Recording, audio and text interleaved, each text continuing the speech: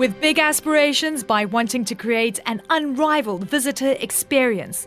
In 2017, the Expo 2020 team travelled 14,000 kilometres to New Zealand. The scale of the mobility pavilion for us was fairly significant, really not since the 7.5-year journey on the Lord of the Rings, where we looked after 5 different departments, have we tackled something of such similar scale, but in half the length of time. For months, Richard Taylor and his team set about designing a monumental tribute to the epic journey of human mobility. We created 3 8 times larger than life-size giants. If they were to stand up, they'd be nearly 16 metres tall.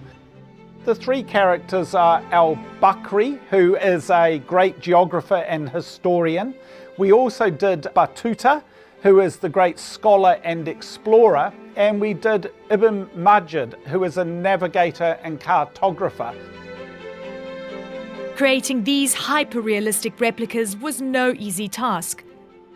Just in their clothing alone, there's 1.5 kilometres of fabric in each piece of clothing. Dressing them with forklifts and cranes, 20,000 individual holes drilled into the face to insert the beards. The eyes are 3D printed. Not to be done with just creating giants, the team set out to showcase the history of mobility down through the centuries through a type of art called bas-relief. Our bas-relief is 53 metres long. It's got over 200 human figures, 100 animals, over 100 vehicles.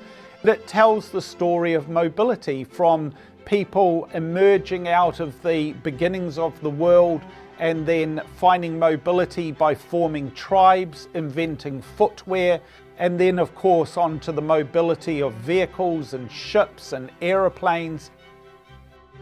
Now in their final home at Expo 2020, the displays are set to wow visitors by paying tribute to how mobility has been the driving force behind mankind's development. Eleni Jakos, CNN, Expo 2020, Dubai.